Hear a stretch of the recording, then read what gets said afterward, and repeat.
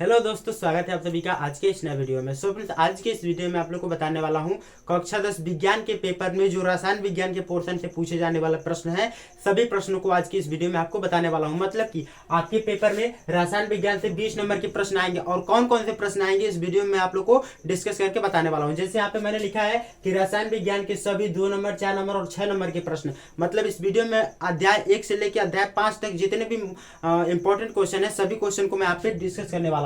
जैसे यहाँ पे दिया है फर्स्ट अध्याय 1 में, अध्याय 2 में, 3 में, 4 में, 5 में जितने भी प्रश्न आपको 2 नंबर, 4 नंबर, 6 नंबर में देखने के लिए मिलेंगे, इसमें से एक भी प्रश्न बाहर नहीं आएंगे, मतलब इससे अधिक एक भी प्रश्न नहीं आएंगे। जैसे यहाँ पे दिया है रासायनिक अभिक्रिया, जो फर्स्ट वाले चैप्टर है उसमें से हम लोग को दिया है कि रासायनिक अभिक्रिया के प्रकार और उदाहरण को आप यदि अच्छे से याद कर लेते हैं तो बस, इसके अलावा इसमें से और रासायनिक समीकरण को संतुलित करना जान जाते हैं तो इसके अलावा इसमें से कुछ भी नहीं आएगा। क्योंकि देखिए, रासायनिक अभिक्रिया के प्रकार में संयोजन अभिक्रिया, वियोजन अभिक्रिया, प्रतिस्थापन अभिक्रिया, ये सभी क्या आ जाएगी, सभी अभिक्रिया के प्रकार, और इसका एग्जाम्पल याद कर लीजिएगा। ठीक है, तो आपके एग्जाम में 100% की गारंटी देता हूं कि ये इससे बाहर नहीं आएगा। ठीक है, यदि आप इनको तैयार कर लेते हैं तो। और यहाँ पे देखिए, रासायनिक समीकरण को संतुलित करना, समीकरण को संतुलित करना, यदि आप समीकरण को संतुलित करना जान जाते हैं तो मैं 2023 में जो 10th का एग्जाम दिया था उसमें मैं आपको दिखा रहा हूँ कि उसमें कौन सा प्रश्न पूछा गया था केमिस्ट्री में।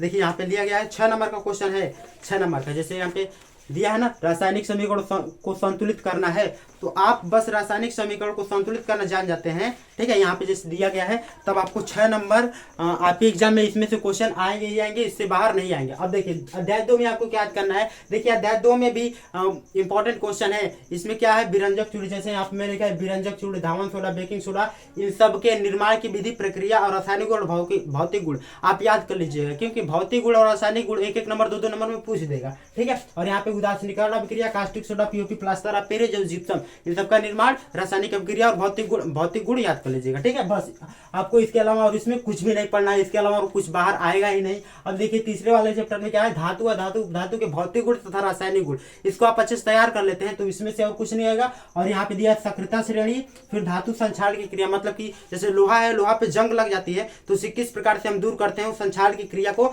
अब जैसे किसी लोहे की किसी धातु पर हम लोग पेंट क्यों करते हैं, इस सबको क्रिया को आपको बताना है। तो थर्ड वाले चैप्टर धातु और अधातु में क्या है, सब आपको मिल जाएगा। तो इसमें से आप केवल इसी क्वेश्चन को तैयार कर लीजिए। ठीक है, और आपको फोर्थ वाला चैप्टर, इस केमिस्ट्री के पोर्शन का सबसे मोस्ट इंपॉर्टेंट चैप्टर माना जाता है ये फोर्थ वाला चैप्टर। इसमें मैंने 2023 में इसमें से सभी क्वेश्चन तैयार करके गया था, लेकिन इसमें से मात्र कुछ ही % क्वेश्चन आए थे। और फर्स्ट वाला प्रश्न जो मैं आपको बताया, रासायनिक समीकरण संतुलित करना, अभी तक मैंने आपको दिखाया है, वही प्रश्न आप यहाँ पे बने थे। जैसे यहाँ पे आपको याद कर लेना IUPAC नेम, ये तो 100% की गारंटी देता हूँ, कोई पूछे या ना पूछे, IUPAC नेम 100% की गारंटी है कि आएगा ही आएगा। 4 नंबर या 2 नंबर का पूछा ही पूछा जाएगा। IUPAC नेम समझाती श्रेणी, दहन अभिक्रिया, प्रतिस्थापन अभिक्रिया, फिर ऑक्सीकरण, ये सभी आपको थोड़ा थोड़ा पढ़ लेना है। उसके निर्माण की विधि, मतलब विधि को आपको पढ़ लेना। और यहाँ पे इस चैप्टर में आपका इंपॉर्टेंट जो क्वेश्चन है वो क्या, एथिल अल्कोहल और एसिटिक एसिड, साबुन का निर्माण तथा इसके स्वच्छीकारक की प्रक्रिया, बस इस चैप्टर में यही चारों क्या है, मोस्ट इंपॉर्टेंट है। और ये IUPAC नेम,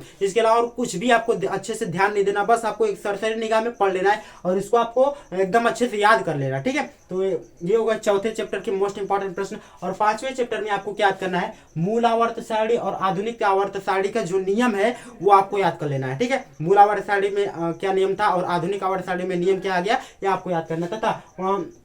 उसमें क्या मूल आवर्त सारणी में क्या त्रुटि थी तो जिससे आधुनिक आवर्त सारणी बनी, और मतलब कि त्रुटि को याद कर लेना है कि दोष क्या था। ठीक है, और यहाँ पे देखिए तत्वों की स्थिति, जैसे कि संक्रमण तत्व आपको याद कर लेना है, सेतु तत्व याद कर लेना है। और तत्वों की स्थिति मतलब कि आपको पूछेगा कि क्लोरीन कहाँ स्थित है, आपको बताना है कि क्लोरीन किस आवर्त में, किस सारणी में स्थित है, आपको ये बताना है। तो तत्वों की स्थिति याद कर लीजिएगा। और यहाँ पे ये तो भाई हर दम रिपीटेड क्वेश्चन है कि विकर्ण संबंध क्या है, आपको ये बताना है कि विकर्ण संबंध कहते किसे हैं, उदाहरण सहित बताइए। सेतु तत्व, विकर्ण तत्व, विकर्ण संबंध और संक्रमण तत्व, तीनों को अच्छे से पढ़ लीजिएगा। 2-2 नंबर पूछे जाते हैं, ज्यादा से ज्यादा 2 नंबर से अधिक में नहीं पूछे जाएंगे। लेकिन इसमें का और इसमें का मैं आपको बता दूं, फर्स्ट वाले चैप्टर और इसमें का 3 चैप्टर क्या है आपके एग्जाम में के लिए मोस्ट इंपॉर्टेंट, जिससे 6 नंबर के क्वेश्चन बनते बनते ही बनते हैं। तो मैं आज की इस वीडियो में मैंने आपको बताया कि कक्षा 10 रसायन विज्ञान में जितने भी प्रश्न पूछे जाएंगे उन सभी प्रश्नों को आप क्या क्या तैयार करेंगे कि आपके प्रश्न में पूछा ही पूछे जाए। तो मैं आशा करता हूं कि आज का वीडियो आपको समझ में आया होगा। यदि कोई डाउट हो तो कमेंट में पूछ लीजिए। मिलते हैं अगले वीडियो में, तब तक के लिए धन्यवाद। जय हिंद, बाय बाय।